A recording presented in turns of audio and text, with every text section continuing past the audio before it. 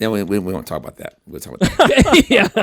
I won't go into that detail. This is starting. Well, this is starting to sound like a regular week on the pod. That was question number 5. Really? Okay. Yeah. Well, I think I passed that question. So Yeah. skip that. Okay. For sure. I'm ready. Sweet. So I'm ready. I am too, man. I get nervous every week. That's why Every week is crazy. it's like replaces what football used to be for me, because I'd get nervous every week about my performance with football, Right. And then once I got into it, I just loved it, but I was nervous every week. So it's kind of like filled that void, Right. which is neat. I get it. For sure. But We talked about this on a couple pods ago. Like, anxiety is a great motivator. It really is. it's viewed as a negative thing in general, but truthfully, it's like why, humanity has progressed where it's at. But a lot of things can spawn from anxiety. Good things. Absolutely, yeah. I agree with that a lot. Yeah. As long as it doesn't get out of control. Yeah, well, the medication works. Yeah. I mean, it Yeah, does. yeah, I mean, for sure. People, back in the old days, they're like, well, if I go see a therapist or if I go do this, if I take medications, I'm crazy. Right. You're not really crazy. Medication management, it really works. Absolutely, It will yeah. help you if you do the right thing. Don't take too many because then it won't help. Yeah. There are beauties of modern science and medicine. It is. I agree. Certainly. And me being an old guy from the old school, because I know I may not look it, but I'm 60 years old. You're 60? No, come on. I'm 60 years old, man. You don't look a day past 41 and a I've been half. around the block a couple of times. Yeah? I've been up and down the block a couple of times. You look good, man. Hey, man, I'm trying, man. What about me? I guess you want to know a little bit about me. Yeah, get in here, So- by the way. Oh, yeah. We always say get in here. It's the pod, Purvcast. Purvcast. Welcome Q&E in. presented by Purvcast. Oh, that y'all Purvcast? Yep, that's us. We're Perv, like, PU. okay, not perverted cast. No. Okay, Our good. last name is Purvis. Oh, okay. And so it, like both of our nicknames playing football growing up, everybody just, hey, Perv. Hey, Perv. And so at first it was like, ooh, don't call me that. We can run with that one. Oh, you can run as far as you want to with that, man. I'm good. I promise I'll be nice. But it's fun. And then eventually it's a term of endearment, Right. And so we were like, man, that's been our names our whole lives. If you get insulted about something a lot, you know what? The best way to take the onus off of it. take the fangs out of it is just to own it. Embrace it. Yeah, and embrace it and make it your own. Sure. Like, that's kind of how we just embrace the pervness, Yeah. I get you. My first name is Larry. My last name is Steptoe. Like, don't step on my toe. Yeah. But Steptoe is British. Okay. And in Okay. Great Britain, Steptoe is like Johnson and Smith. They're everywhere. But here in America, it's not that many Steptoes. For sure. If you look me up on Facebook, you'll find me like that. But you try to find a Chris Johnson or a Michael Smith, it's rows and rows and rows of people. For sure. So I've heard tiptoe through the tulips, don't tippy-toe through my garden. Oh my God, in high school, everybody would spread the hallway, don't step on my toe.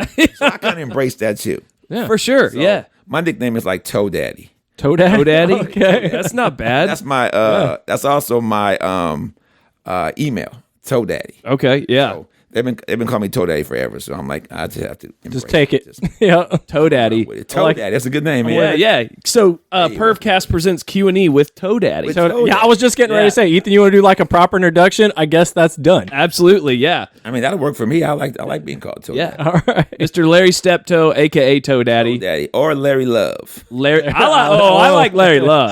I'm in with that. I just look right into the camera and say, Larry Love. there you go. Yes. Do you have it on him? Oh, yeah. Oh, that If is you have any questions about love, come on and contact Larry Love. that's the intro beautiful. right there. Yeah. That's the Yes, I intro. can. Where's the cue to music? Love. Oh man, I should have had some Yeah, music. 'cause- and this is Larry. They have a song out, and it's by Grandmaster Flash and the Furious Five. It's called Larry Love. Oh, no kidding. It really is. There you go. Do you listen to it every I day? do it almost every day Yeah, you got to. because that's like my theme song. For sure. It's in it. It's you have a box in front of or over your head that says inspire. So That's you what you just said it right now? inspire. Yeah, you just inspired Yeah, people. Great. I'm gonna do the best I can. Yeah. I actually put that up because you come highly recommended from my father-in-law as a interesting, fascinating, inspiring, encouraging, and uplifting person. So I thought, you know what? I think that's the That's a lot. good one for you, So yeah, no pressure or anything. No pressure. No Though. pressure. As I blow up. Yeah. blow up, make all these mistakes. But it's all right. Hey, we'll edit them out. No, actually, sometimes the mistakes is where we found the podcast gold. Like, when I'm not talking necessarily with guests, but I'm saying, like, Ethan and I will have a conversation. Something will get messed up. We'll start laughing about it. Then that'll like spur on another conversation, and all of a sudden it's like absolutely hilarious. So Absolutely, yeah. Don't be afraid to make a mistake. You just never know what it's going to take you. I had this dream, right, that I wanted to have my own podcast one day, but all this fancy equipment and stuff, I'm like, I don't know what to do. I don't know the first step, the second step, and then Adrian, your father-in-law, Yeah. he goes, Larry, my son-in-law got this podcast, him and his brother, man, you got to go out there and see it. They're great. It's just all this great setup. I'm like, yeah, whatever. You hear it a lot. I'm like, yeah. And then I talk to you on the phone. For sure. You're like, well, Larry, I got my own podcast. I can do this and that for you. I'm like, well, let me just make it through this. Yeah. Yeah. See how this goes first. And then who knows, right? There you go. That's what I've been praying for is The journey of 1,000 miles begins with the first step. I was going to say jump shot, but Okay, I'll do that too. Yeah. right. Okay. Absolutely. So what about I know you're a basketball guy, so give us some background. Well, let's see. I played Army basketball for almost 10 years. Hold on. Can we Okay, before we get to this, can we back up You can do whatever you want to just do. a little bit? Whatever you want to do. So I'm curious about whenever I talk to people, I'm always fascinated about like what made them. Who I am. Yeah, what makes you who you are, and then so I thought that we could start like 0 to 10 age wise, like where are you from? Okay. What did Good for your you. family life look like? Things like that, because Good I for think you. to get the full picture of like who you are, you got to start at the beginning, right? How it became about. Exactly. Yeah. Well, that I think I know. We'll cut those details out. Won't go that far. What about Larry Love? Let's see. Born in South Central Los Angeles, 1964. I'll be 60 in August, so I always say I'm 60. My wife says I'm 59, not 60 yet. Grew up in a family of 2 older brothers, 2 older sisters, 5 of us all together. My dad was a janitor, and my mom worked as an air traffic controller secretary. And what else about me? I picked up basketball at the ripe old age of about 12 because I was real small and real skinny. And then from 12 to 16, I grew from 5'4" to about 6'5". Wow. And my mom always said, you know what, boy, I'd rather buy the boxes that the shoes come in because the shoes are expensive. You might as well just wear the boxes because I kept growing and growing. Yeah. But for some reason, I stopped at about 6'5". Let's see. My oldest brother played professional football. Okay. Back in the 70s with O.J. Simpson, Jerry Rice's rookie year. He's now a head coach at College of the Deserts in Palm Desert, California. Okay. He does that. Went to all of his games. What else about me is growing up? When I grew up in South Central, the gang violence wasn't as bad as it is now. Right. I mean, and it wasn't as prevalent. And they fought with sticks and knives and not guns. Right. And my outlet was basketball.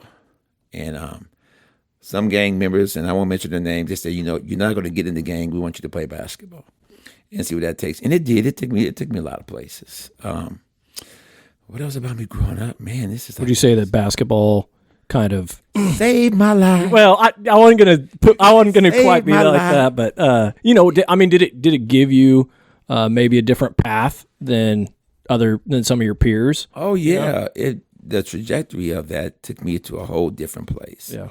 As opposed to some of my peers, a lot of my friends are dead. If they aren't dead, they're doing well too. But remember, I mean, that was 50 years ago. Yeah. Right. 45, 50 years ago. But what else about me to save my life? Just basketball. I fell in love with it at the Laker games. Okay. My parents had what they called season tickets back in those days. Was buy the tickets quick before everybody else does, and you got a season ticket. Yeah. So every game, you know what I'm saying? Every game we'd be at the Fabulous Forum, 17,505 was the capacity. And I really fell in love with watching Will Chamberlain, watching Jerry West. Hey, is that where they just did the Tom Brady roast? It's now the Kia Forum. Well, that's what they did it now. The Clippers are going to be there. Okay. They tore the whole forum down. Oh, no kidding. And then the Clippers owner built a brand new facility. I think that may be where it was, but I'm not sure. Okay, I got you. I'm not really a big Tom Brady fan. I love him, Right. but I'm a Raider fan. I grew up in Los Angeles. I'm a Raider fan. I mean, they originated in, Los Angeles. That's right. Yeah. Yeah. Oh, yeah, true. I worked the games. And what else about me? Basketball started off. Then I went to high school, Westchester High School. One of the greatest coaches ever, Coach Ed Azam. He's now, I think, the winningest coach in Los Angeles history. Wow. And shout out to Ed Azam. If you see this, coach, look me up. I'm still doing good, I promise. Yeah. Basketball's still my I thing. pray he does see it. Yeah, he just never know. It took me to places that I never thought I'd go. Growing up, I had a pretty good life. Growing up, I mean, I had my mom and my dad there. My sisters and brothers. I'm the youngest of 5, like I said before, and they really supported me. They were at every game and really and pushed me on. And I had a great jump shot. For sure. Now, you might get people calling and say, mine was better than yours, Larry. Absolutely not. I was talking to my point guard, James Scott, before I came here. He was my point guard in high school. He said, man, you had the purest jumper ever. And then the form was unbelievable. But I'm not going to get off. Is the Toe Daddy jumper. It's the Toe Daddy. Toe Daddy jumper. It's just all net. Now, we talking about before the 3-point line. Okay. I didn't even think about that. Before Yeah. all that. And I was averaging over 20 points a game in high school. And I was a skinny kid. I could jump pretty high, but I was thin, like 160. Right. If you turn sideways, disappear. disappear. The wind comes, as the wind blew in, my vertical went higher. Yeah. You know what I'm saying? Sure, yeah. Because, that's what I was. But I had a good time in high school. But in high school, I started chasing girls, smoking weed, and drinking Bacardi. Yeah. By the gallons. By the And gallon. I'm going to be honest with you. To this day, I was never a big fan of high school or school in general. Yes, before everybody starts calling and saying, oh, my God, don't say that to the kids. I've changed. Right. Yeah. I've evolved since then. I was only 16. Sure. Now I'm 60. It's all a big picture. Yeah, it's all a big picture. So Yeah. I got involved in that. And then after my senior year of high school, we did well. It was Coach, I'll call Coach Ed Azam. We were his project, team. It was his first year coaching in Los Angeles. I think he came out of Pasadena City College. No, Pasadena College. And we were like 17, 16. He was like 25. He could still crazy. play. He was like really young. And Did you play forward or? I played forward. Oh, yeah, I could shoot. I couldn't play power forward. I was 160 pounds, soaking wet. But I could shoot. Yeah. I think I did fairly well for that. But school, the basketball got better and the school got worse. Yeah. Because I was like, I'm not really into this. I'm a kid from South Central. I like the basketball. Let's do where it takes me. But then the marijuana went up and the alcohol went up. Right. And then I dropped out of high school. Grades go down. I dropped out of high school as my senior year. Okay. When the season was over, I was out of there. Yeah. From there, I went to LA City College and played for 2 years. And I was like, I don't like this either. Played for a coach named Steve Miller. And Casey, shout out to Casey, he was one of the greatest coaches ever. But what else about me? I'm just a kid from the ghetto, man. I thought that basketball was going to be the ticket for me. I saw Darryl Strawberry play against, we played against Crenshaw High School. John Williams, one of the greatest players ever come out of Crenshaw High School. I think he's my number one guy. So shout out to John Williams. He was just a phenomenal player. And I played against a lot of great players. Dwayne Poley and all these other players were also phenomenal. Gary Johnson, who just passed away, went to Washington High School. All these guys in my area were like phenomenal players that loved to play with me. Right. And there was a park called Fox Hills Park in Culver City where all the ball players came. It's like a Rutgers Park. And I don't want to take it away from Rutgers Park because they go way back into the 60s and 70s. But Michael Cooper, all the Lakers were there. And we played all the time with them. And I love the game so much.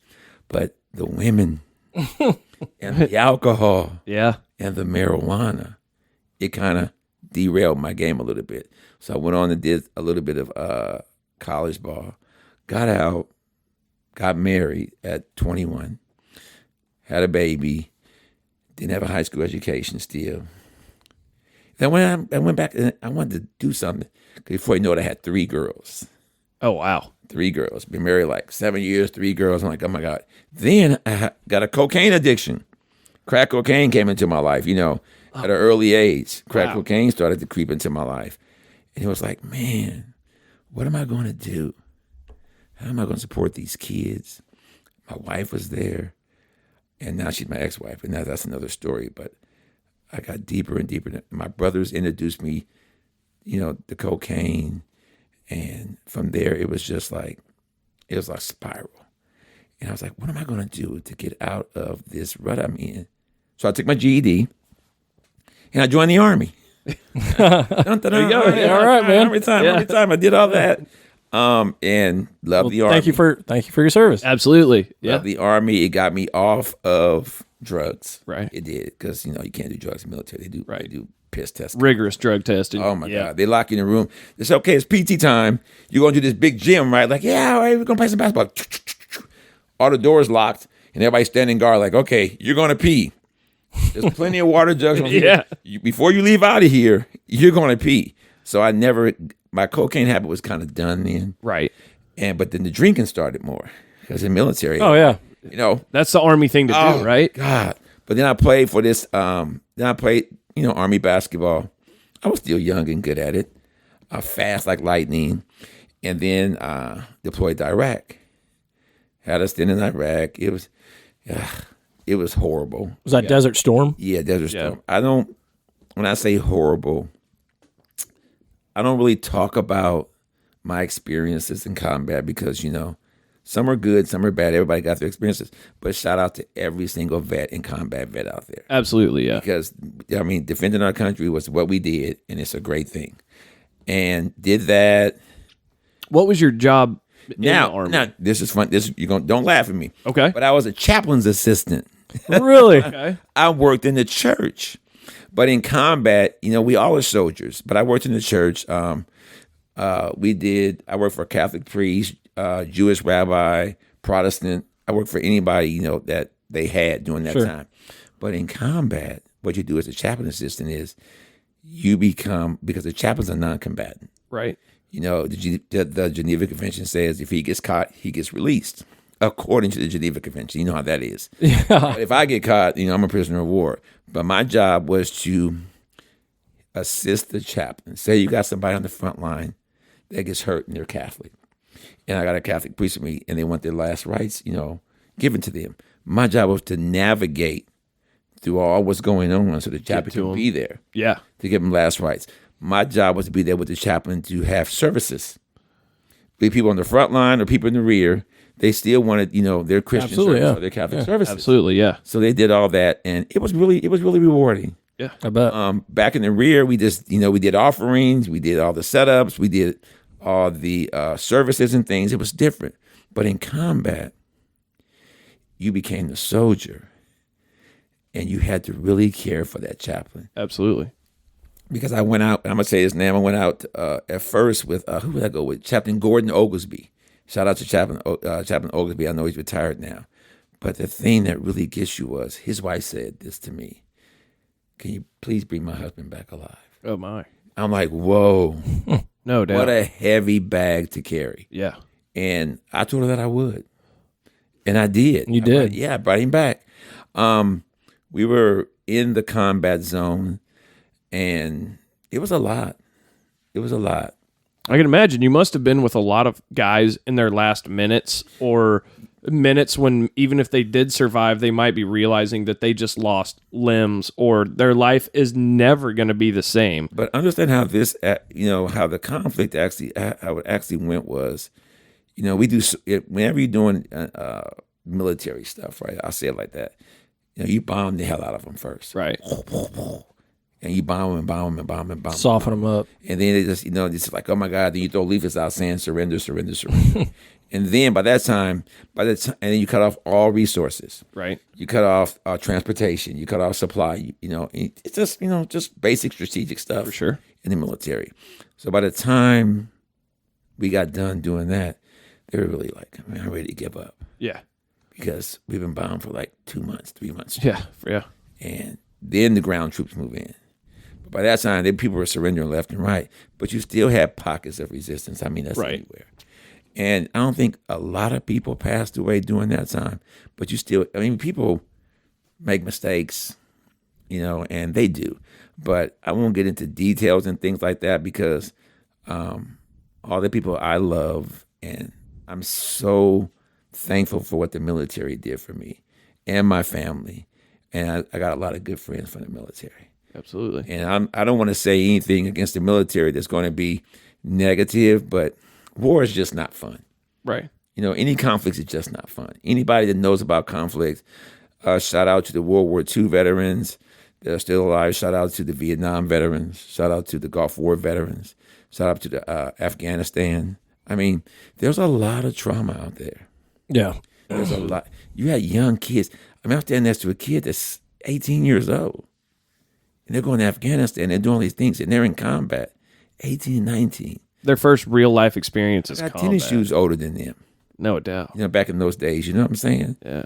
So did that. Got out. My wife left me when the conflict was over. I got stationed in Germany for about 5 years. Played a lot of ball in Germany. Met Michael Smith. He's in a basketball team called 30-something. And I was 20-something. But they wanted me to play on the 30-something team. And they traveled all over Germany, playing in tournaments and things and winning a lot of basketball That's games. fun. That's cool. And Michael Smith was my point guard. Michael Smith, he's going to be mad at me. Was the second greatest point guard I ever played with. Right. In my life. And Chuck Johnson, my best friend since college, was the greatest point guard I ever played with. And What made them so good? their ability to pass the ball and their IQ for the game. Chuck had a better jumper than Mike, but Mike could get through there, man, and throw the lob, and he was just orchestrate. He reminded me of LeBron James is good at that. Right. LeBron James is an expert at dissecting the defense. Right. I mean, his mind is just unbelievable. And of course, I love LeBron James. Shout out to LeBron James, but Michael Smith and Chuck Johnson were just like that. Right. Manipulating all 9 other players to accomplish. Michael Smith would do something, and the whole defense would shift, and he would say it. I'm going to do this. The defense is going to shift. You go back door, and I guarantee the lob will be there. That's incredible. I'm like, are you crazy? He do it. I watched the whole defense shift, and there it was. Yeah. Or Larry, you got to shoot this jumper. You got a jumper. When I came into the gym, they go, there that guy is right there. That's the guy I was telling you about with that jumper. He don't miss. And all my friends would say, man, you still got that jumper? Yeah. Yeah, I'm old, but I still got that Yeah. jumper. Hey, speaking of jumper, at what point were you in your basketball career when the 3-point line was introduced? Let's see. So 1982, it did not. I think it was introduced.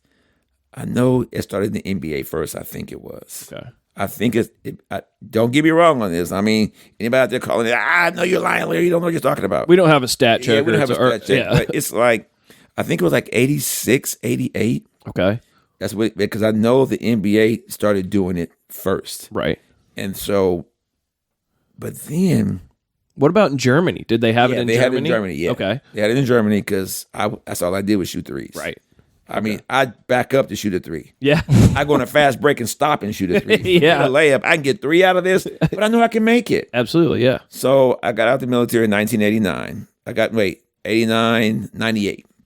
Went in 89, got out in 98. And my first wife left me because we were having problems. I mean, there's drugs involved again. I Right. went right back. Because then you got PTSD. You got the stress of combat. And Trying to reacclimate to family life versus all these army other- life. Right. In Iraq, you see dead bodies, the stench and the smell. There's a lot of things, and anybody that's been in Iraq and doing this, Desert Storm and the Gulf War, they know what I'm talking about. Yeah. It wasn't a lot of deaths on our side, but it was a lot of deaths on their side. Yeah. Bodies hanging out of tanks, and then you get the big bulldozer and just bulldoze lanes to go into different cities and things, and the stench there and things like that. That can take a toll on you. Absolutely. I mean, it really can. Just seeing bodies burned and things like that, and it's just it can give you nightmares. It can make you think about, oh my God, how good we do have it in the United States. Yeah. Oh man, How yeah. wonderful this country really is. How much of a patriot people really are. Right. Because in those times, it wasn't cell phones. Remember that. Right. It wasn't all the cell phones. They had these huge, what do you call them, telephone centers, satellite centers where you can dial up and talk to your people. through satellites, and it had to be a certain time that you had to go in and talk, or a landline sometime would get through. Right. If we're out there. And my whole experience there, I was always in the field. I never was like, hey, I'm gonna go to like King Claude Military City and things like that. Some people were stationed there. I was in a tent, man, for 17 months almost, and traveling with the chaplain. But it was just him and I a lot of times. Right. But there was other chaplain assistants out there, and there was, everybody has, the command. Did you say you were in country for 17 months? 17 months. Wow. For the one deployment. 17 months. Wow. It's a long deployment. No Long kidding. deployment. I mean, I'm just comparing that to like 17 Drew's. 17 months. It's Yeah, like twice as long. I was in there Sure. for it was a while. Our oldest brother, he served in Operation Iraqi Freedom, Oh, there you also go. Cool. in Iraq. Yeah, and it felt like forever, and he was there for, 10 months. Yeah, I think the deployments at that time were like 9 to 10. Yeah. But didn't he come back right in the middle of his I did the deployment? same thing. I came back for a minute, got in trouble. I did. Hey, I don't care. I got in trouble. Came back for a minute, stayed stateside for about 2 months, and then went back. Okay. So a total of about Yeah. 17 months. Man. I was always in trouble doing something. Here from South Central, man. Come on, man. Yeah. I'm in A trouble. lot of trouble to get into. First wife leaves me. Cocaine, crack cocaine again. What else did I do? Let me think about this for a minute. After Germany, my first wife leaves me. She stays in Germany with the kids. When I left Germany, I came to Fort Leonard, Missouri. I'm sorry. Okay. At Fort Leonard, Missouri, I met my now wife, Sherry, back in, I think it's been 30 years ago. And me and Sherry have been married for 25 and together for 30 years. It's awesome. But here's a story about Sherry. I met her at the club, a place called the Dugout. Back in those days, it was called the Dugout. And Sherry, my wife's from Lebanon, Missouri. Okay. Yeah. And I'm in the club dancing, doing my thing. Larry Love. And I see this big booty girl, like, oh, Yeah. who's that? And my friend Reggie said, oh, that girl, she crazy. Her name is Sherry. Sherry was dating, I kid you not, Sherry was dating Sherry was dating, no, Sherry's best friend was dating Reggie. Okay. And Hold on, you said I know. big booty girl? Booty girl. My wife, big booty girl. She had a big booty. And I was like, who was that across? Who was that over there, Reggie? Oh, that's crazy ass Sherry. You don't want to mess with her. So I had me a little silk shirt on. And you're like 10-4. I'm on a it. little gold chain. I kind of eased over there. I said, hey, girl, you want to dance with me? She said, no, I don't want to dance with you. I said, baby, look around you. People in this club want to dance with me. I'm Toe Daddy. And she said, da-da-da-da. I said, da-da-da-da. And the bouncers broke us up. And then we've been together ever since. That's crazy. I kid you not. It's a true story. That's Sherry crazy. can verify it, and so can Reggie. But with Sherry, but she had a boyfriend at the time. Right. Little guy. When I say little, I always say, My I'm 6'5". size. I'm 6'5". I say, Yeah. And it wasn't a great relationship for her. Right. And Lena Lane, Reggie's girlfriend, lived across from Sherry. She had this huge picture window. And I sit over there, I look out the window, go, look at that girl over there stuck on stupid. Stuck on I stupid. say, she over there stuck on stupid. She could be with a hero, but she over there with a zero. And he played basketball, and I elbow him and stuff. He's a little guy. Stuck on stupid. Stuck on That's stupid is awesome. what she was. And then my wife told me, she's like, you're not my type. And I said, girl, you ain't know what your type is. She said, I like roughnecks is what she said. Not from South Central. You're like, I'm about as roughneck. She don't know all about this, but I dress like a square. Yeah. I'm quiet and square. And we started dating. And one day we at the NCO club. I said, you want to go get a drink? I said, I'll go get you a drink. And as I'm walking to the bar, this huge guy with this big old keloid scar right here on his face where somebody probably got mad and cut him. He walks by me. You at the bar, some intuition says, turn around. Yeah. So I turn around, and he's standing over my girlfriend, Sherry. And she's like this. Like, Yeah. So I me. Hey, what's going on? What's up? What's going on here? I'm ready to fight. I'm acting crazy, Yeah. I'll beat your ass. I do all these things. Yeah, man, that's my girl. He's like, no, you got me. No, I'm sorry. I said, man, you better step off because I'll fight you. I didn't care. And she was like, he stepped off. And then I looked at my wife and I reached in my pocket and I went like this to her. I said, see, there's that roughneck you was looking for. Yeah, no doubt. And I put him back in my pocket. And then we've been together ever since. I was going to deploy to Fort Knox, Kentucky. I'm like, I'm about to leave this girl because I know she ain't going with me. She's great and all. She's a super person. Baby, I got to, I'm about to leave. And, I'm leaving you. I got to go. Got to go to my next duty station, Fort Knox. And the next day, she had all of her stuff in her truck. She pulls up and goes, no. I'm going with you. I said, okay, well, let's roll then. She quit her job. Man. But I knew Sherry was a girl for me because we were dating. And me and my friend Reggie, we lived off base. And I was cooking her some chicken and stuff one day. And the power went out. Dun, dun, dun, dun, dun, dun. Yeah. No power. And she said this to me. She said, take my check, cash it, and go get your power turned back on. And we were just dating. I'm like, this girl's got to be the one for me. Wow. And I'm telling you, it was How great. cool. And she did that. And to make a long story short, here we are. So me and Sherry go to Fort Knox. I leave Fort Knox because they in the military, they was like, they were giving out money for you to, to get out early, $30,000. I'm like, okay, $30,000, I could take that. Yeah. But I still had They were giving out money for you to bonuses to get out. to get out Jump early, out. Bonus. just to save. Because the conflict was over, so Military- the And need because was, they're like, in my field, it could have been for too many chaplain's assistants or too Okay. many of that. Right. But I was like, $30,000, I'll go. yeah. Took that $30,000, moved to California. Me and my wife, my family from California, moved to Palm Springs, California. Now watch this. Finally meets my dad. Right? Am I talking too long? No, you're good. Okay. Send it. You got your 32 minutes. Okay, You're what we're here for. She finally meets my dad, and we're not going to do. I said, "Well, I got to tell you something before you meet my father." She said, "What?" My wife's white, right? And I said, "My father don't like white girls." Surprise, surprise. He said this. I said, because he said that white women ain't for nothing but freaking. That's all you can do with it. My dad, I'm just true story. Yeah. I know that is true. I'm married to one. I know. So am I got I. 4 So kids. am I, and Dad was right. Yeah. I mean, Dad was right. So am I. I'm down. And I told her that. She was like, and Dad opens the door. And she goes in, and my father fell in love with her instantly. He said, "Oh, That's my awesome. God, she's a great person, great personality. My name is Larry. Her name is Sherry. We're both born on the same day. Oh, wow. And I'm 3 years older, and LAS, that's my initials. My dad said that stands for Larry and Sherry. My dad could see things. I'm not trying to be spooky and freaky. Intuition's a real My thing. dad said this. He said, you're going to marry this woman. Because he said the first woman, my first wife, she got pregnant. He's like, Larry, you sure you want to get married? I'm like, Dad, I love her. He said, oh, okay, you go ahead and do it.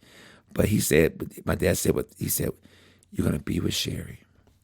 He said, y'all going to be happy, but you have like a 10-year span in there to where it's going to be like tornado, darkness. He said, I don't know what it is, but it's going to be dark for you. And it's going to be you're going to really show your faithfulness to each other. And I was addicted to crack cocaine for 10 years. I got out of the military. I went to the post office. I hurt my shoulder, opioids.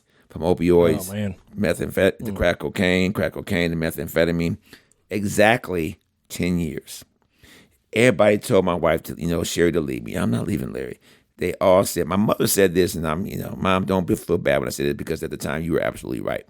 She said, leave my son where he stands because he ain't going to amount to shit. Wow. And I'm like, wow.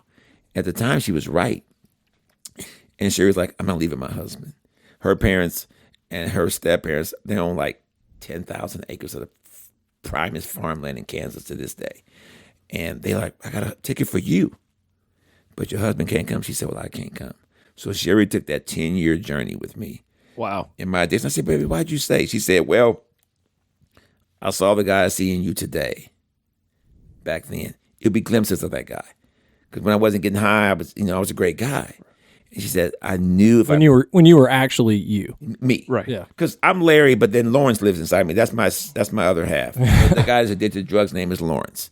And she said, I kept seeing this great guy. I just knew if I prayed long enough and stayed with you that you would make it through. And she was right. Wow. So almost 10 years to the day. That was 20 years ago. I've been clean and sober for 20 years. And it's like, wow, my dad was right. But ever since then, it's been clean selling ever since. I've been homeless. My wife been through everything that I went through. We bounced around from house to house to house. It was really crazy. She's like, sounds like that big booty was hiding a big heart. That big booty was, and I'm gonna tell you something. My wife, and I gotta give her a kudos. She's the smartest woman I've ever met in my life. Never got a B in class. Her mother was a school teacher, straight A student. She went back to school, got her master's in human resources. I think it went. Did this go dead? Yeah. No, I've got you. Oh, Microphone's good. It's me. It goes. Why does it go in and out? I don't know. Oh, it's your headset. Must be having a problem with the headset. I'm not moving that much. Can you hear yourself Now I on the can reverb now. though? Okay. Yeah, I okay. can now. There we go. I got you. Y'all, as long as you can hear me, I'm sorry. And I've got you on the channel too. So Yeah, so the thing was, that was it. And she's like, I'm not leaving my husband. And she said, listen, Larry, I'm going to give you this Bible. I want you to read the book of Job. Shit, I ain't doing that. I mean, no book of Job. Are you crazy? Girl, please. I'm from South Central. Grew up in the church, Right. Very religious person. But I'm like, I ain't reading no damn book of Job. Crazy. And then I started thinking about it. So, to make a long story short, God and the devil were talking to each other, and boom, Job loses everything. That was me. Like, man, this is my story. I lost everything, and then I got it back 10 times better than I could ever imagine. And people were saying, leave your husband. He ain't gonna. Just like Job's wife said, look at your God now. And everybody's like, look what God's doing to you. And Job's like, listen, I don't care what you say. I don't know what's going on. Of course, I'm just paraphrasing, but I'm gonna stay faithful. Yeah. And I stayed faithful, and it carried me through. And ever since then, we went from having zero, and me and Sari, we said this. I was sitting on a park on a bench in front of the Agua Caliente Hotel and Casino with my wife. And where is this at? In Palm Springs, So California. you're in Palm Springs still, Palm Springs, okay? California. And she says, baby, you told me you was going to take care of me. I was like, whoa. And I changed my life right then and there. And what really was a defining moment in me and Sherry's life was I came home one day high. I always leave and come back. I wasn't no kind of high that went out there. I never cheated on her like that. And I never did anything like that. I just stole a lot of stuff and did a lot of crazy things, but I always came home. Right. Anyway, fast forward a little bit, we did that. And then I was like, I got to stop this. And I called my mother. I said, Mom, I need your help. And my brother and sister was like, don't help that man. He's on drugs. But I said, Mom, am I not one of your children? She said, I'm going to send you a bus ticket. You go come on and go to Columbus, Ohio. Come on and come to Columbus. So for 5 days on a Greyhound bus, me and my wife came to Columbus, Ohio with nothing but $100 and a suitcase full of dirty laundry.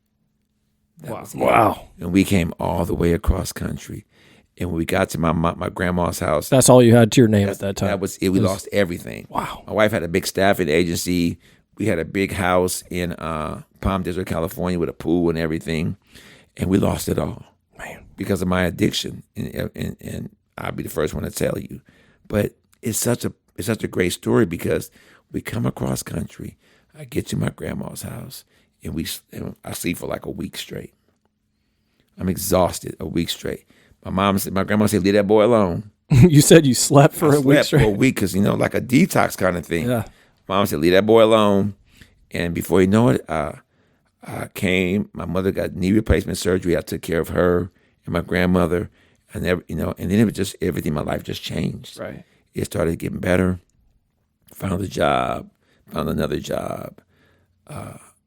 Then this is when I realized that I was, kind of fucked up with the PTSD thing through my military experience and trauma as a kid. Not a lot of trauma, but, I can go into that later another time for a different podcast. And then I went, and my grandma's next door neighbor was a DAV representative and disabled Army veteran representative that did all kind of, what do you call it? I can't think of the name. Disability. He said, and I was sitting there talking to him. I was like, Mike. He's like, yeah, man, I was in the military. He said, you was what? I was like, I was in the military, man. And he started talking to me. He was like, man, come to the VA tomorrow. I'm going to take care of you. Now, I'd been out for, several years. Sure. Not knowing why I was drinking so much, not knowing the drugs and things I was covering up. And, I went, got diagnosed. I got PTSD. I started getting the help that I needed. and got on medication and really was able to talk with a therapist. And I'm telling you, if you don't talk to it, I think everybody should go to therapy. Right. I really do, in some way, shape, or form, about something. Just talking to somebody is a big relief. So I went to therapy. Shout out to all the therapists out there. And my life started to get better.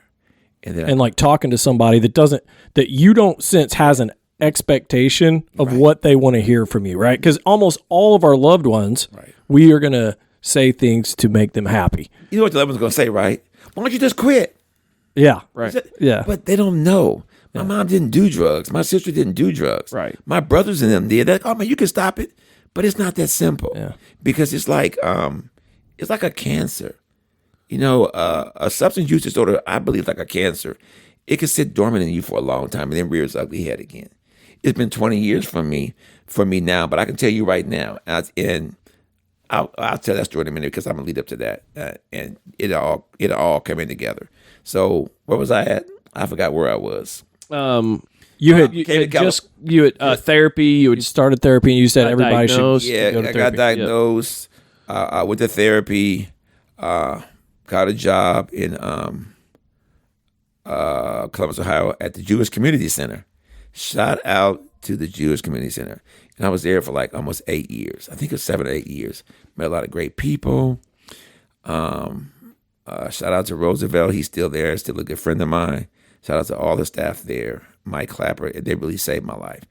And I got diagnosed. They said, hey, Larry, you can go back to school for free. Because, you got a disability. You can go back to school. I'm like, get out of here. Back to what? What you want to do? Like, psychology.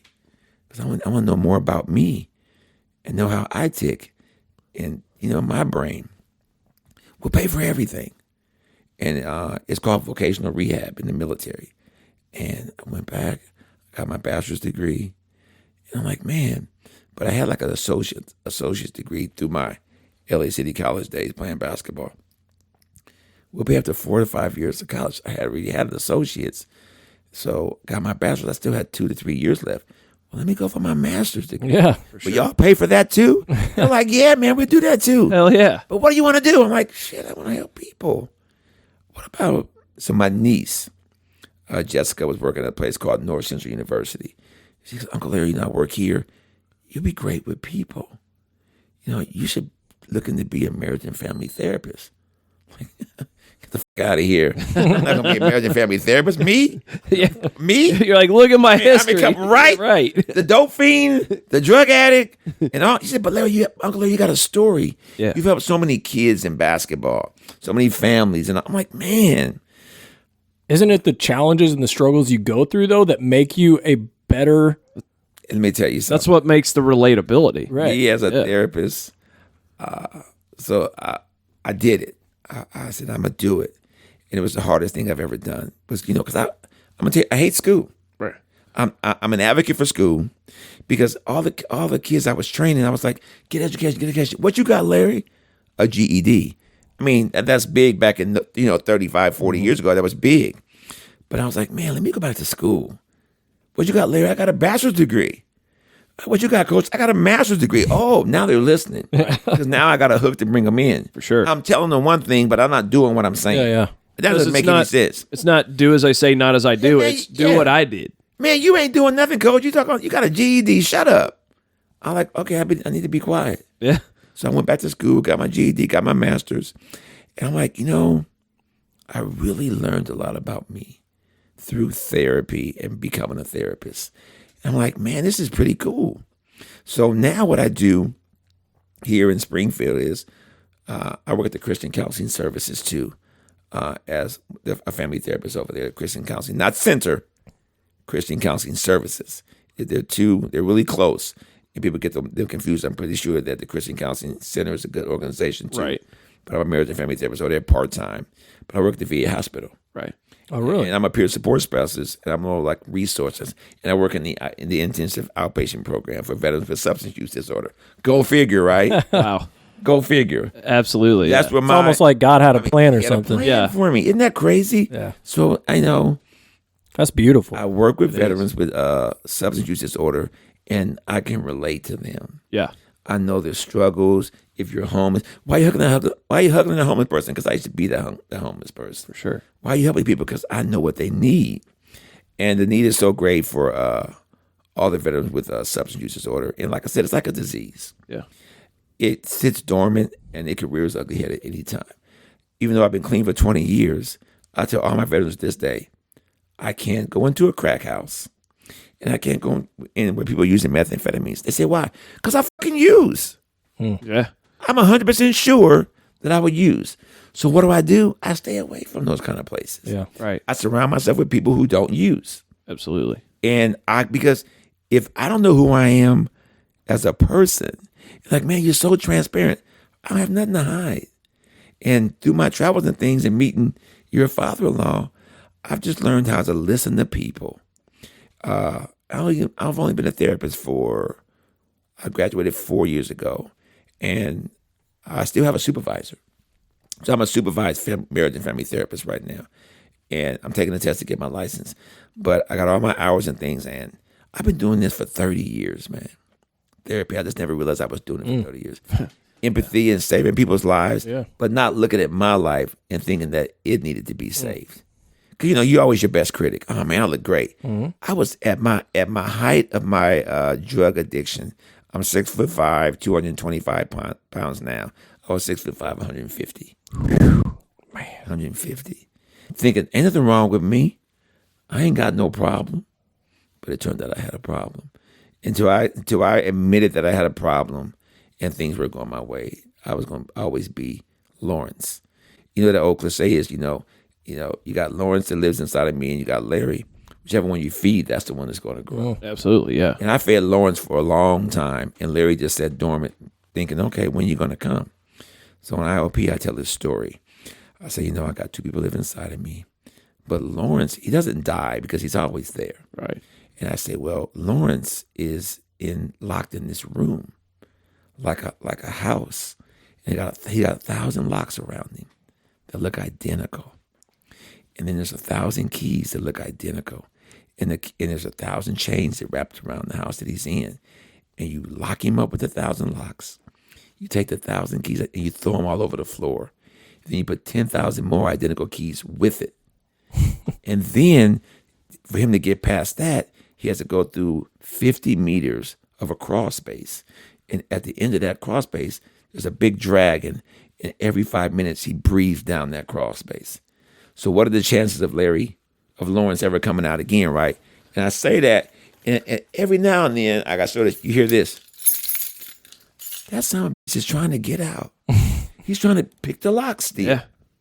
He's really trying to go out and mess me up again. Mm-hmm. And they go, wow, that's a crazy story. But now I feed Larry. Absolutely. And Larry is big and strong, and I'm very transparent. And the kind of therapist that I am is I'm a very challenging therapist. I meet all my clients where they are. I'm not bigger than them. I'm not better than them. And I do couples, individuals. I do families. Family therapy is a system. I could have 10 people in my office at one time. Oh, wow. Doing therapy. People are like, whoa, that's a lot. That'd be challenging, I could imagine. But for a family therapist, it's like, come on. The more the merrier, because then you get to see the whole family system. Absolutely. The mom, the dad, the grandma, grandpa, the hierarchies and everything else that's going on. And it's like, man, I love my job. I love what I do. And it's made me who I am today. So I use that in my basketball as well. Because people have anxiety. Yeah. Kevin Love, depression, all these NBA players and things. And I use that in Missouri. So I have all my clients come here and we talk. And how's your family? How's your job? How's school? Not how's basketball. Because if you think about Big Ben, the clock, right? Everybody goes, wow, look how beautiful that clock is. But when you go around the back of Big Ben, there's all these intricate pieces that make Big Ben work. That's a family system. Absolutely. That's Big Ben's system. If you take a broomstick and stick it in one of those mechanisms, Big Ben stops working. Right. So that's the concept I use like in family therapy. I find out what that stick is. in the family system that's broken. And sometimes it's not the kid that come to therapy. It could be the dad.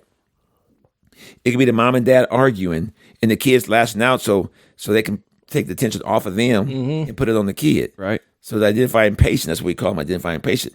It's not the kid, it could be something else. Right. But my job is to listen and do all my travels. And like you said, through all my travels and things that happen in my life, it's really helped me a lot. Because you can't pull the wool over my eyes.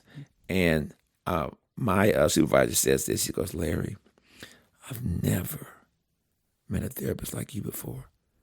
You're like one of a kind. And I go, is that good? She's like, Larry, it's unbelievably good because I'm so straightforward with my clients. Hey, if you keep doing this is going to happen. Right. Well, it sounds to me like you had to find that place in your own life where you had to be honest with yourself about like your Lawrence guy in there, right?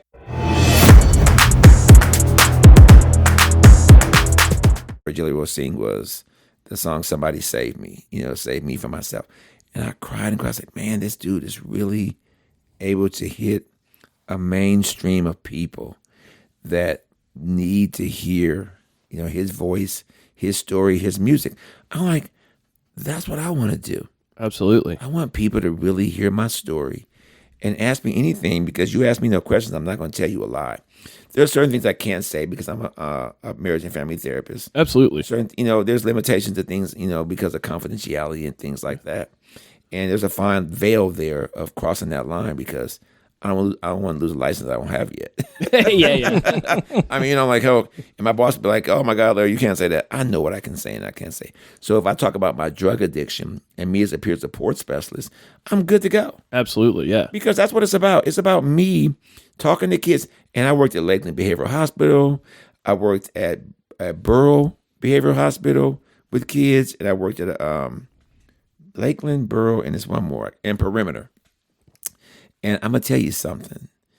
Nothing will humble you more until you get cussed out by a 6-year-old with a behavioral problem. You such and such a mom, blah, blah, blah. I was like, what in the? Whoa. And you only 6. Yeah. I was like, whoa, wait a minute. Adults say these things, but they got ODD, opposition defiant disorder, and it's a learned behavior, that cussing part. And I did that here for about 6 or 7 years total, almost 10, close to it.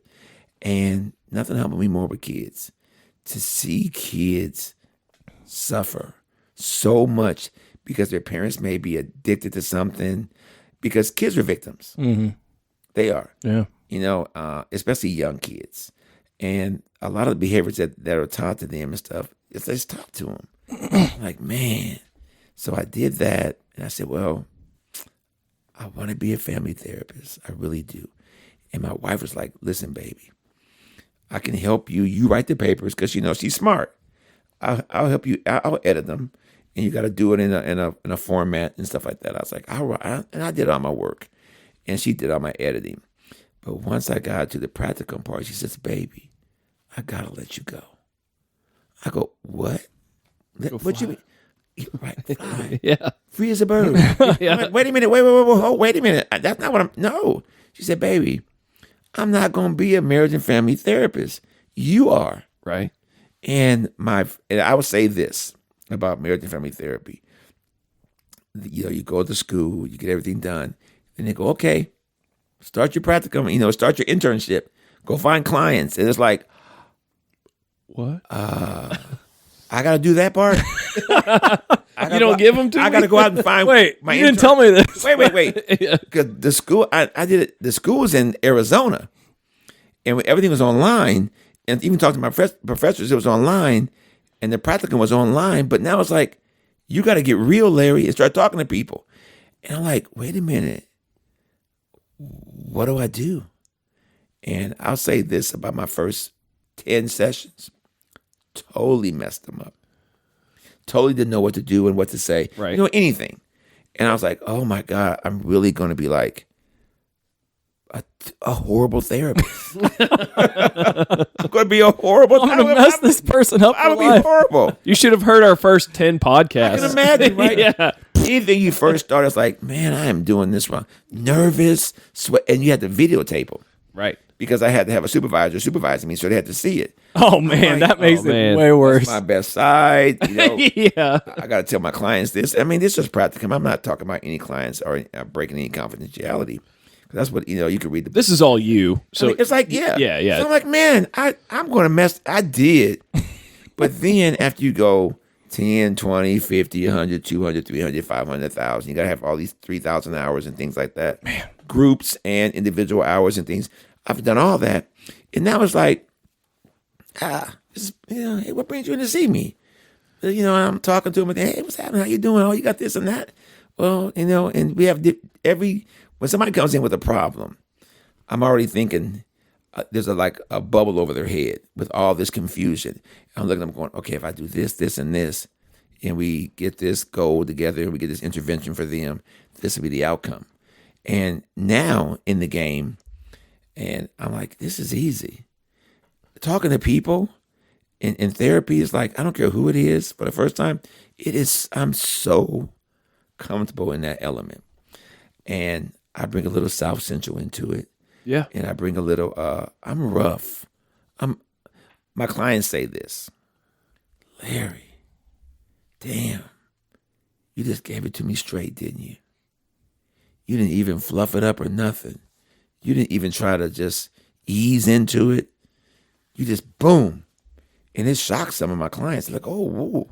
But Larry, calling back to taking that roughneck out of your pocket, right? Yeah, that's right. How many of your clients appreciate the fact that you have a rough background, though? Like, that's what validates you to be able to work with them, which is awesome because, like I told you a minute ago, coming out of high school, I had an addiction problem that was, destroying my life 100%. And I talked with a man, I met with someone who had a similar experience, and he was able to relate. Right. Relatability is probably the best ability whenever you're doing what you're doing. And so literally, I would say that your college degree and your college studies are probably only about 10%, maybe 5% of what qualifies you to do what you're doing. It's all the years prior. It's all the life experience and all the being in the streets, going through exactly what someone that you're talking to has. You've lived that life. You've been there. Absolutely. My dad said this. He said, son, you're going to be a dangerous man once you get education. I go, what do you mean, Dad? He said, you got the street smarts. You grew up in South Central. You got the street smarts. And then he said, now once you get the education part and you put those two together, you'll be able to blend in any environment. You'll be able to socialite or go to the hood and talk to people. Yeah. You'll be able to keep it real with people. My father saw all this stuff. He's been dead for 24 years now, but he saw all these things. He said, son, and as my father was dying of cancer, and we talked every day. I was with him. The janitorial company, me and my wife, and we did all the janitorial stuff, and my family did. But I got a chance to talk to my father every single day for a year. He had a year to live, and I took advantage of that. Absolutely. Every single day we talked, Larry, this is what's happening. This is going to happen to you when you get this age. This is how you're going to be at that like this. And we're a lot of workaholics, of course. Right. And everything my dad said up to this point in this moment in time has come true. Wow. Almost every single thing. The 10 years I'm going to go through some craziness in my marriage and boom, with my wife. And after that, be smooth sailing. Is it rough patches? Absolutely. It's marriage. I mean, you're going to have it. I mean, and that's what it is. But the bottom line is this. If you are not authentic with yourself and keep it real with people, they're not going to gravitate towards you. They just won't. You'll get some people, and I'm not going to bring politics into it, but politicians do what to get elected? They lie. Mm-hmm. Yeah. A lot of times, their best foot forward. They try.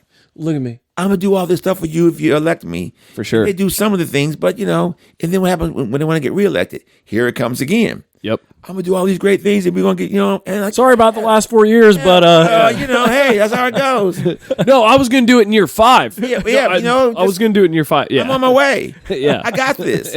And that's how I am. But the main thing about me and the people that I meet, I just don't want them to walk away from me thinking I bullshitted them. Yeah.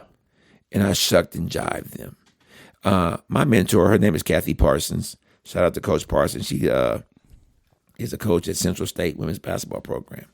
I met her in Newport News, Virginia, back when I was stationed at Fort Eustis, Virginia.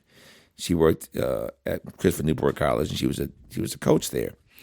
And we had a friendship, and it spanned over 40 years now as well. And it's funny because I talked to her. She's trained Emmanuel Quickly. They play with the New York Knicks, and he's going on to Toronto Raptors. And I got a chance to speak to Emmanuel from time to time, and she does a camp and things. This woman is one of the second, because my wife is by far the most brilliant woman I've ever met in my life. She is it's crazy what she knows. But Coach Parson is the second most brilliant woman I've ever met in my life. We talk every day, or practically every day. But we had a moment where before Facebook came, you couldn't contact people. Right. I mean, where you go, Kathy? I mean, write you a letter.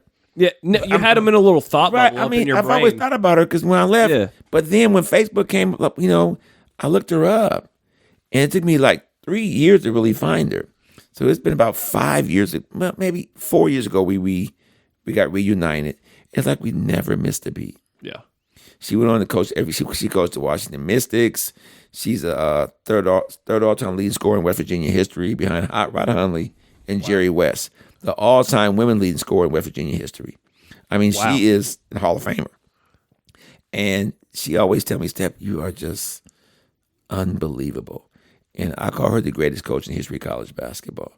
Yeah, we got Pat Summitt. Yeah, we got all the, Dean Smiths and all those players. But I'm talking about what I know and from my vantage point of what I see. And women have always been the most powerful source in my life. My mom was the first one I ever fell in love with. My wife, Sherry, Kathy Parsons, Penny Williams that I went to high school with. I trained her son, and he was just with me for a week. So they'll come a week, and they'll train with me. I'll take some vacation time. And I try to pour into these young men the value of an education. Like my father said, the best insurance policy is an education. Yeah. Because you can go far with it. And I try to pour into these young men on how to be greater men. And really just, and they all just love me. I mean, either you love me or you don't. There's no in between with me. I'm not. Hey, I love you. Yeah, I love you, man. I'm not stoked. This is all. Look, yeah. I'm not like on the fence with you. Right. And people don't like me. I don't really give a shit. Yeah. Because you don't have to like me. Why would you? You don't have to. There she is right there. That's her. You don't have to like me to validate who I am as a person. I know who I am. Absolutely. My friends, Coach Parson, Penny Williams, they love me. My friends in high school, they know who I am. For sure. I haven't changed. I'm just more refined. There she is. There's Coach Parson. And I'm more refined. And I was telling your brother, and I forgot your name because I'm bad with names. I'll just say, your brother. Grant. just one of us pervs. Pervs. Yeah, pervs. I was Yeah. telling the other perv. You can just call me perv. I was telling the other perv. I got two pervs in here. Two pervs in the fist make a lot of things happen. Oh boy. New name of the podcast. No Two pervs and a fist. Pervs in the fist. That'd be great. But I'm like this. Oh my God, that was a good one. Hey, you go. And hey, you throw a toe in there? A toe daddy. Oh, a toe and a boy. daddy. Oh boy. Pervs, a fist, a toe, and a daddy. Oh my God. A couple pervs. Ooh, That's we're going a to be a business. lot of sweating in this room. Yeah. We're going to leave that alone. That's for another podcast. Let me turn the AC on. It's OnlyFans. We're yeah. going to do that. But the thing is, I just want people to hear my story. I just want people to, I also want to be relatable. Not in a way of superstardom. Right. Just in a way of, my father said, everybody's a nobody until they become a somebody. And what your somebody is dictate how you are as a person. Yeah. And how you relate to people. And what your story is. We all got a story. Everybody does. But my story is specifically for me. And what God has for me is He has for me. And He's put people in my life that I said this to your brother. I said, I don't care what happens in my life, But when I was using drugs, people used me so much. I would do this craziest thing. Never sold my body or did sexual favors for drugs. I never did that part. But outside of that, robbing people bad checks back in the day, all these crazy things. It was like, I said to myself, once I get through this addiction, I'm not going to allow people to dictate how my life goes and validate me. Because people will tell you, oh, man, you should be doing this. Oh, man, I don't like the way you are. If you believe that, then how are you ever going to advance and be something better than what you are right now? Absolutely. People can't, you can't do that. Now, be with the ones that are going to keep you uplifted. My best friend, Chuck Johnson, was the greatest point guard I ever played with. He's been clean for 20 years.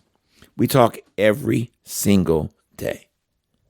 Me and Chuck talk. Accountability partners. We do. My friend Leroy, since we was 9 years old, we talk as much as possible, but not enough. But they validate me. I don't have a lot of friends because I'm just busy. I'm so busy trying to come up with different ways to help people. I got my grandson who me and my wife been with me for 17 months. Since he was 17 months, he's now 13. And, and he's been with me and my wife. And can I ask you a question about the validation? Yeah, anything you want. So you said that you get your validation from the important people, the people that actually mean something. And keep it real with me. Right. And the false validation that a lot of people are looking for, and that's why they get used. Mm-hmm. Don't you think that with the advent of like social media and a lot of the stuff that we're seeing in our society now, that people don't even, maybe they've never even experienced true validation. Yeah. Maybe it's all just fluff, right? That just hit me over the head when you said that, because I feel like a lot of what we get in our society is just like fake friends on social media, like making you feel special, but it's all just like, it's not genuine, right? Not genuine. It's a blue digital thumbs up that goes, right, you're worth something. You're worth something. But right. Yeah. Because, like Shaq said, surround your people that are going to tell you the truth. Yeah. Surround yourself with people that are going to keep it real and tell you the truth. Yeah. Hey, man, what you're doing is wrong. Hey, man, don't do that. And that's what I surround myself with, people. Hey, man, Larry, that ain't cool, man. What? That ain't cool. Because when you ascend and you become, say, an NBA basketball player, and you from South Central Los Angeles, John Williams played in the NBA, but it was a long time ago. If you have people keeping it real with you, and what I do with my players, if they do get to the NBA or they're on their way, hey, man, let me talk to you for a minute. And I say, look around you when I first started training them. Who's in this gym? Me and you. If they're not going to be there for your struggle, why in the hell you got them there for your success? Wow. Yeah. Why? Don't. Look at us. And all my players that I've trained always call me. Coach, what do you think about this? Coach, I met this girl. Coach, I did this. And I'm laughing. Because my wife says I live precariously through my clients. Yeah. I'm like, yeah, how big is a booty? Oh, man, she's so fine. Like, oh, would you do this? And I do it because a lot of my the young men that I've trained. It's also relatability, isn't it? They've been coddled by their mother sometimes. Okay, and they went to private schools. They never experienced the life that I lived. True. Yeah. I was growing up in the ghetto, having a father that's a janitor, and just I was just free, to do what I want to do. And my father worked nights, and my mom worked days, and I had a great life growing up. My choices, one more time, my choices dictated my addiction, not my parents. Yeah. And I tell clients all the time, I don't care if you get high. I don't care if you drink. You have to care. And if you care, I'm going to do the best I can to help you. It's not my life. I got my own baggage. I can't carry no more baggage than what I can carry. I can't carry my wife, my kids. I'm like, I can't do that. Because when I start doing that, it weighs me down. And then when it weighs me down, I can get depressed, have anxiety. And then the ugly monster rears his head. Lawrence. Get the hell out of here, Lawrence. You want to get high. Yeah. Come on, Larry. My brother passed away 4 years ago of pancreatic cancer on my birthday. And we were really close. And I knew he did it on my birthday. He did it on purpose. Yeah, That was his final. He's a brother, dude. I hear him laughing. He's got to. Because I'll show him. I can tell you right now, and I mean this from the bottom of my heart, I don't know the day my father died. I keep trying to. Mother goes, your dad died today. Oh, shoot. Well, what day is it? And to this day, I couldn't tell you. My brother, August 25th, my birthday. He made sure that I knew the day he passed away. And I can hear him laughing, and his ashes are in my office at home. And I look and say, Brian, you're the craziest. But he wanted me to remember. What was his name? Brian. And we did drugs together. Oh, we did everything together. He was a great. I have a great older brother, but he was the best. Man, I wish I had one of those. He was Come on, dude. I'm kidding. I got 3 of them. Yeah. So So nice. The bottom line is this: I wear crazy socks. My shirts are always absolutely. The more outrageous, the better. My hair's in dreads. I'm 6'5", and I don't give a damn what people think about me. It's awesome. And people say you got to wear a suit coat. Well, it's not the right job for me. You got to do this. Well, it's not the right job for me. Yeah. Because I'm not going to change or compromise who I am as a person to have somebody else validate me for what they want me to be. Does that make sense? Dude, that actually makes so much sense, and I can actually bring it back to what we're doing right now, sitting right here. Right. The toughest thing has been, because I think I had been guilty of a long time of trying to be a people pleaser and maybe being inauthentic in the workplace and at all these different places. Well, then whenever we started doing a podcast and started putting something out weekly, good quality or not, we were talking and producing media and putting it out for the world. Right. And it didn't matter. It doesn't matter how many people see it. Like, there was absolutely negative pushback Always. in the workplace. Always. Like, I mean, it is wild. Not to mention, there's the self-consciousness of, oh my gosh, why should anybody watch me? Why should anybody listen to this? There's all these doubts and these things that go through that are like, dude, it is a battle. It's been an absolute fight to go through it and go, no, dude, this is a dream and a passion. Right. Like, ignore what the other people think and do what you feel God is telling you to do right now. But there's still all these other feelings that are like, thinking about what people think. Right. And I have like started to win victory in a big way, which I needed in my life. Right. Of not caring about other people's opinions and being me.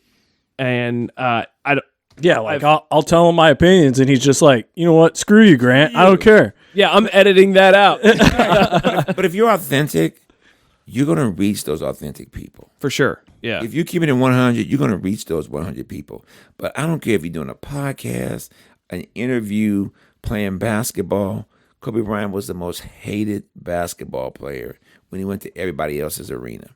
They loved him until he came to their arena. For sure. And beat their team. And he just lived and thrived off of that. Yeah. And he just absorbed it and made it his own. Man, listen. Somebody's going to listen to this and be like, Larry, you're full of shit. I'll be like, you're right. If that's what you believe, then you're right. I'm not going to sit here and say, I can't convince you.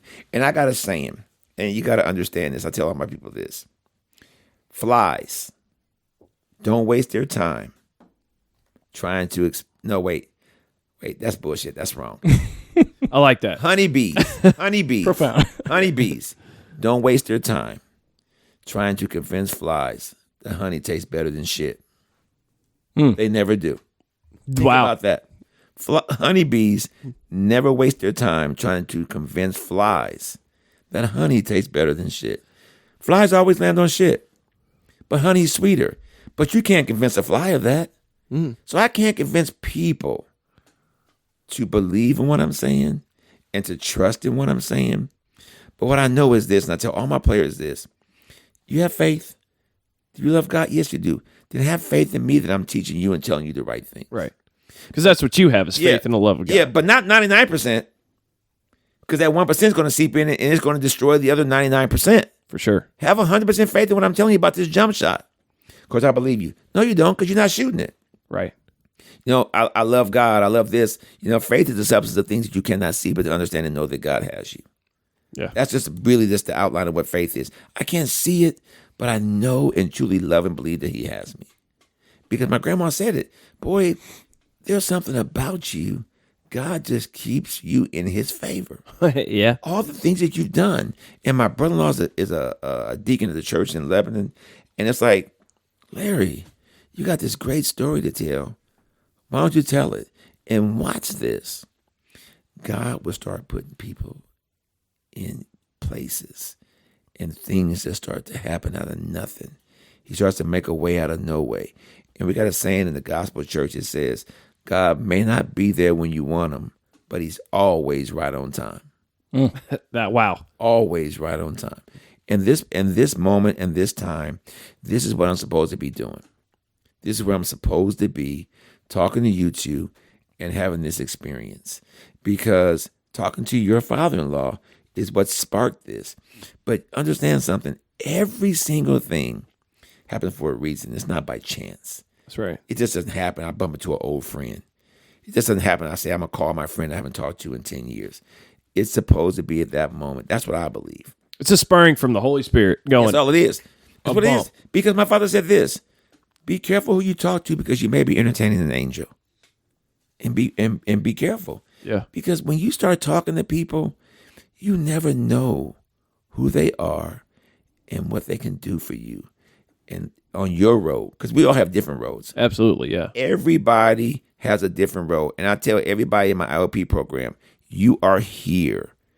You are the smartest group of men and women sitting at this table because you made the conscious decision to stop using drugs and stop drinking alcohol.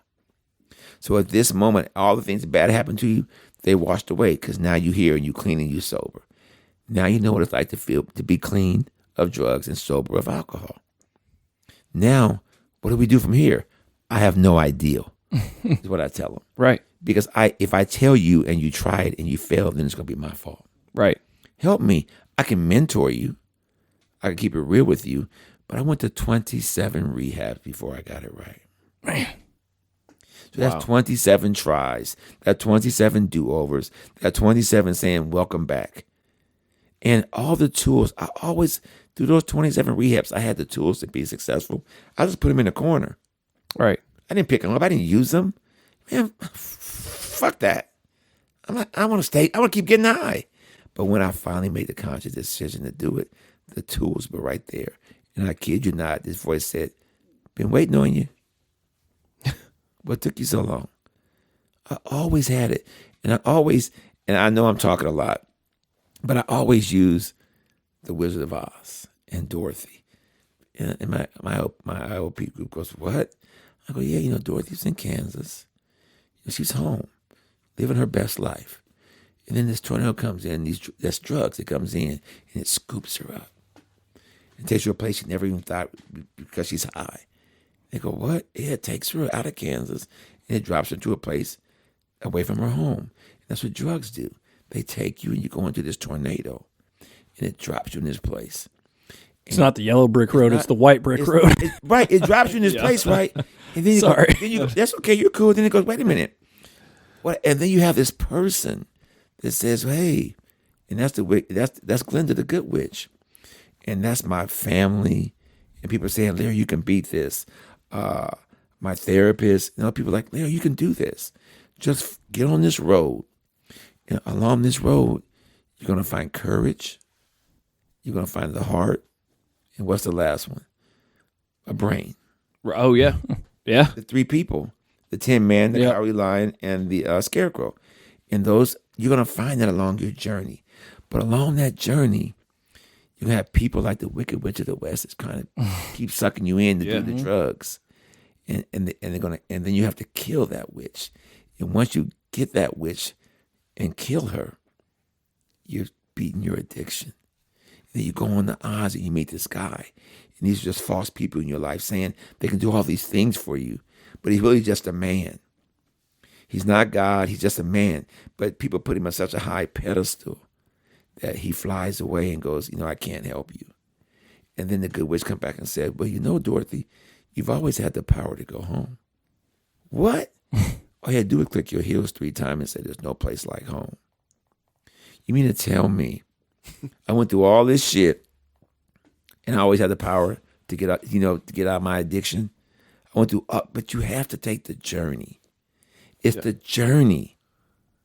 It's the journey. Well, the journey is life college. Right. Life college. But you have to take it. If do. you don't take the journey, how you know how to talk to people? If I never did drugs, why would I go to the IOP program and tell people about drugs?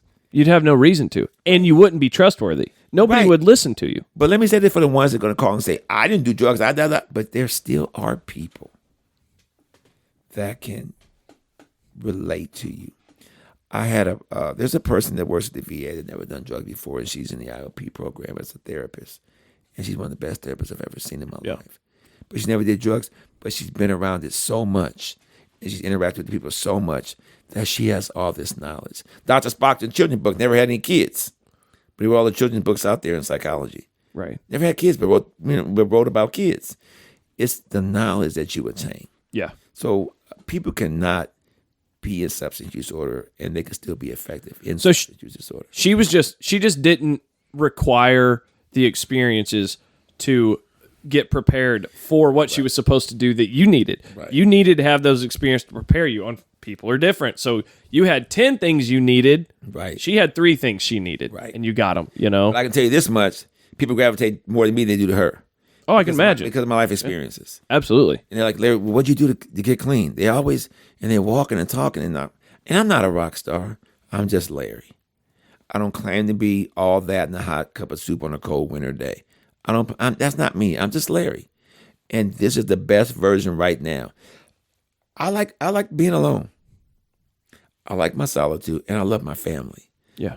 I'm a family man. I got grandkids. I got daughters who adore me. And I got a few friends that think I'm pretty cool. But I'm really happy to where my life is right now. Yeah. And I wouldn't want to be anywhere else doing what I'm doing right now. God took me from Columbus, Ohio to here for a purpose. I didn't know what it was, but now I do. My purpose in life is to serve others Absolutely. and be the best version of myself to them and be as authentic as possible. For sure. When you do that, man, people love you. They really genuinely love you. But then you got people like, man, I don't like you. I'm like, man, but I still like you, but it's okay. Yeah. Because if you're not with me, you got to be against me. Mm-hmm. For If sure. you're against me, I don't need to have you in my life. Because ever since I got off drugs, for the past 20 years, my wife and I have never argued in 20 years. Disagreements, yes, but not that, you Right. you drug out. Never that again. So that kind of released me. And my aunt says, Larry, my aunt wonder, you're so calm all the time. Your demeanor is just like chill. Well, how am I supposed to be? Because all those years of my addiction, I was hell on wheels. Right. I was crazy, deranged, did all these crazy things. I want to just chill. For sure. People give me the finger when they, if they pull in front of me, I just laugh. I don't chase them and roll. Oh my god. My wife be like, let's go get him. I'm like, no, baby, let's just chill. Fuck you. She's like, Oh my gosh, I man. can't believe they did that. Your wife does the same thing. Oh my wife is so aggressive on the road. What is it about women drivers? Sorry, ladies. Crazy. I mean, it's a Oh, lot. yeah. Oh man, and God bless her. Like, she's so sweet, but on the road she's a vile criminal, Right. man. Yeah, no doubt. It's crazy, isn't it? Women are menaces in a vehicle. It's crazy. And honestly, not great in them. My wife be like, baby, can you slow down? Because, they call me Captain Safety, my grandson. Yeah. Because I'm driving 70. Not 77, not 80. Honey, my last name is Steptoe. I'm Right. stepping on it with my Yeah. But I'm Captain Safety. Yeah. Like, hey, man, this is what I do. If you like it, great. If you don't let me drive. For sure. My wife calls Oh me my old gosh, man man. all the time Right. because I'm like I'm crazy. I'll go 71. Well, there you go. Yeah, I'm knucking futz, man. My I'll go grandma wild. said I drove too slow. Yeah. She's like, damn, I'm 96. Boy, you drive too damn slow. Can you pick it up? Guy rest her soul. But she's like, boy, you drive slow. She go, don't let Larry drive.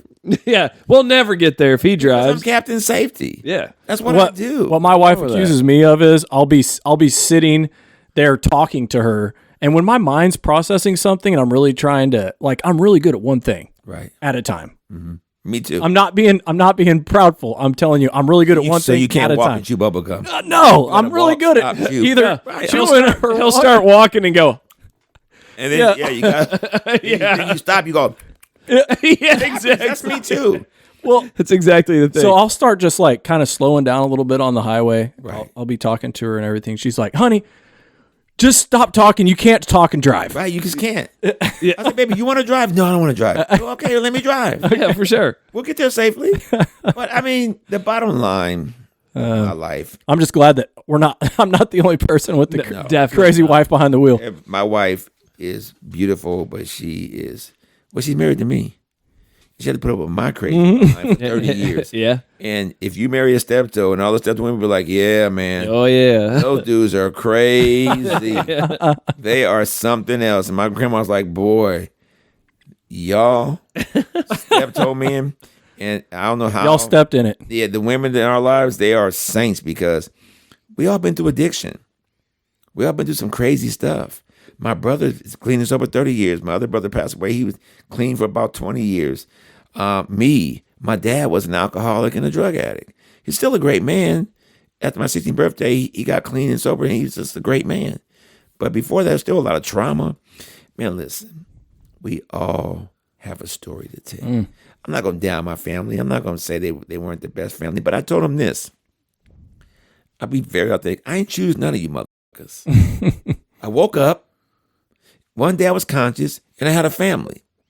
Because I'll be honest with you. Some of them I would have did a do over. Yeah. Change a little something. You don't get a family fantasy draft. Yeah. Family, dun dun dun dun dun. But it's like With the this. first pick. I won't say I won't say who I would have picked because I don't want I still got family members that are alive. Absolutely. Yeah. And I don't want to scorn them and say they're bad people because they're not.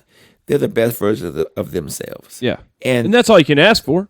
I would try to find the good in everything. It's who God put you with. My wife's like, you're always trying to find God the knew good. you needed them. Yeah. You're trying to find the good in people. Every time I see somebody that's upset, I always trying to find the good in it. How was your day? What happened to you? What got you here? I'm very good at de-escalation. I work in mental health, Yeah. but SUD is a subsidiary of mental health. We are our own little program inside the mental health department, and you get clients sometimes a little rowdy, Yeah. and I'm pretty good at de-escalating. I understand. I used to be upset and loud. And I always tell them this. I say, you got some choices. Either you can come in my office, we can talk about it, or the VA police will come. And then it just may be a different story. I'm not saying the VA police are bad. They're here to protect us when we have, people that can't do the right things in Right. the VA. And shout out to the VA police because there's some good people that work there. That's got to be a tough job. It's a hard man. job. But the VA is kind of low key. Yeah. But mental health, I tell people all the time, you freaking work in mental health. People aren't gonna come over here always happy. For sure. They got mental problems. Have proper expectations. Come on. Yeah. But we have four of the loveliest ladies that work at the front desk there. And I don't want anybody to disrespect them. Yeah. By me being 6'5" and black is really a deterrent for a lot of people to start screaming and hollering sometimes. I come calm. I come in peace. I ain't gonna put you in a chokehold and take you to the ground because you're a patient, and we can't treat our patients like that. It always has to be with dignity and respect. And I know that, but I'm not gonna let you just belittle those women up there. Right. I'll get in front of you and kind of guide you a different direction. Yell at me all day. It doesn't hurt my feelings. Call me anything you want. It doesn't hurt my feelings. Believe me. By those 6-year-olds I talked about earlier, they call me every single name in the book, and you're not going to hurt my feelings. And living in the Bible Belt, y'all know, being a black man in Missouri with sundown towns, let's just be real. I'm like, come on, man. But these things are true. Married to a white lady? Right. Like, come on, dude. With dreadlocks? Dude. Come on. We all know that, but the bottom line is, Yeah, but the Lego shirt pretty much just yeah. like nobody notices. They're like, I have been one cool to shirt. ask you about your Lego shirt you go ahead. since you walked in the room. and actually, we probably need to wrap up. Yeah, we're Yeah, we're You've going got a to. 'Cause game I got to to get out of here too. My wife's going to kill me. Yeah. I'm telling you, man, this is good stuff.